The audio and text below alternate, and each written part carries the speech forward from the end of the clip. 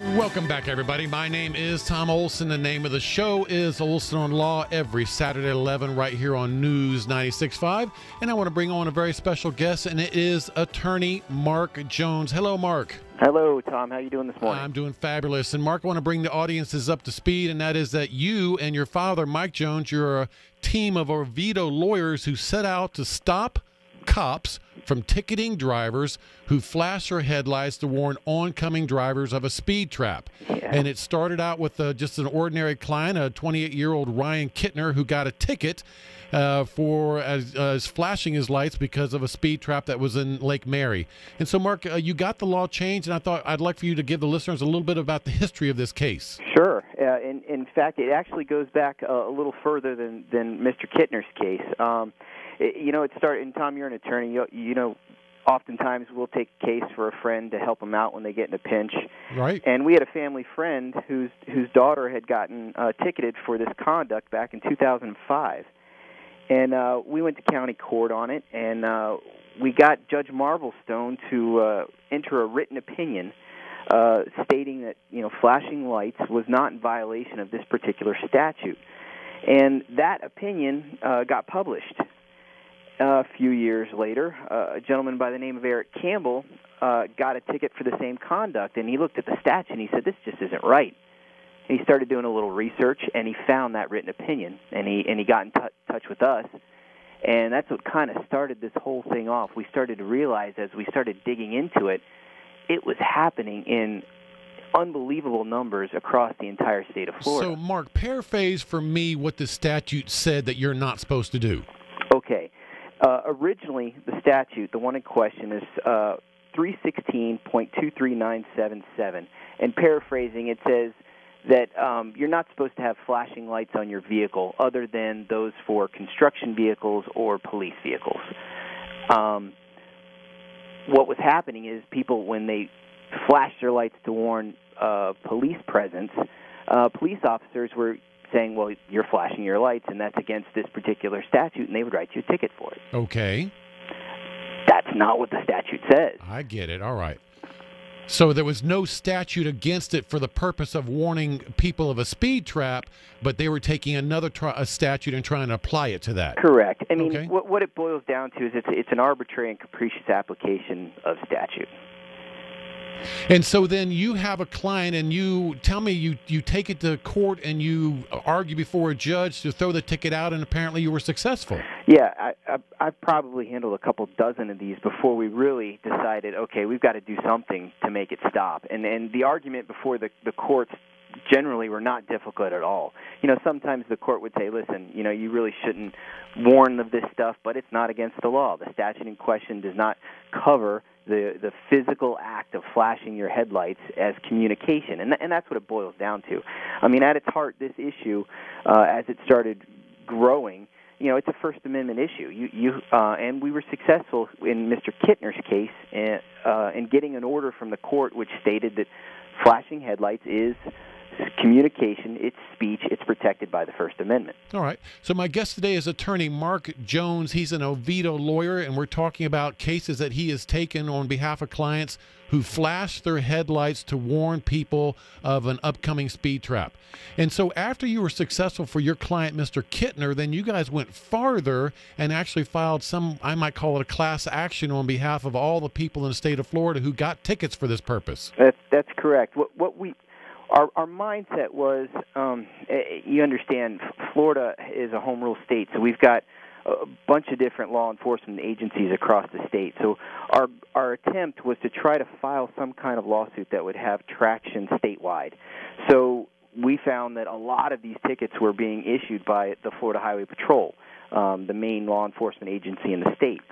So we went ahead and filed a class action against FHP and the Florida Department of Highway Motor Vehicles, because we felt if we were able to get the policies that they're carrying out, if we were able to get them changed, that the Department of Motor Vehicles would have to spread this information across the state, and it would have some type of binding effect. So we went up to Tallahassee, and we filed suit against FHP, and it wasn't a few months after we filed the lawsuit that the Florida legislature took up they got attention to this, and they went ahead and reviewed the statute, and they amended the statute.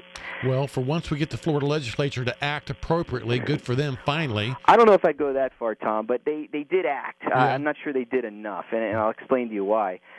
They addressed one statute, which was 316-2397. Right. They amended it to say that you could flash your lights for whatever reason you want to. All right. Which is great. The problem is, in our investigation, we found that law enforcement across the state has been issuing these tickets under a number of different statutes. Okay. And what they have begun to do, and this is this past month I had a gentleman in Walton County contact me. The Walton County Sheriff's Office wrote him a ticket for flashing his lights, and they've issued it under Florida Statute 316-238. Which is failure to dim your headlights. I had a call on this radio show a couple weeks ago from somebody who got a ticket for failing to dim their headlights. So this what it comes down to now is you're getting into 14th Amendment violations. This is arbitrary and capricious application of statute. When government says the statute says one thing when the intent behind it was something else. Well, Mark, I find this interesting that when you filed that lawsuit to affect this statewide, you were charging the officers with racketeering, theft, and extortion, according to the article that I'm reading. I find that very interesting. Well, when our first blast with the lawsuit was to rattle some cages, and we felt that a RICO action would do just that. I will tell you, Tom, we did end up dropping that count in the complaint as we went forward. Okay, but because the legislature changed the particular statute that you guys were filing suit over, your case got dismissed. The judge said, hey, it's fixed. You don't have a statewide class action anymore. Will you bring the same kind of suit based on these other statutes that people are getting tickets now for, like failure to dim? We're reviewing that. The case that you're talking about against FHP was a gentleman by the name of Eric Campbell. And Tom, we took that one all the way to the Florida Supreme Court on several issues. We did not agree with the ruling by the court. The court basically said that the issue was mooted. It was no longer at issue because the statute changed. But we've got plenty of evidence that shows they're issuing them other statutes. And we appealed, and the second DCA didn't agree with us, and we appealed to the Florida Supreme Court, and they said, well, you guys need to take another look at this. And they still they turned us down on appeal. We just finalized that case, I think it was in January. So there may be another aggrieved party out there that has the right circumstances that we may take up the issue again. So if any of our listeners get a ticket for failure to dim their headlights, what would be your advice to them? They're welcome to give me a call. Our office is in Oviedo, but we practice statewide. My father's been practicing 44 years, and his career has been fighting government overreach, and this is just one of the issues that we've taken on. Hey, Mark, congratulations to you and your father, Mike Jones, for picking up this cause. I know you're not doing it for the money. I know you've got a passion for it, and thank you for what you've done for the citizens of Florida. Thank you, Tom. I appreciate it. All right, bye-bye. That was Marc Jones. He's an Oviedo lawyer, and they have taken clients and gotten them off the hook by taking it all the way to the Florida Supreme Court for flashing headlights to warn people of an upcoming speed trap. Well, you know what? The court has ruled it is First Amendment. You can flash your headlights as much as you want to, folks. So go for it.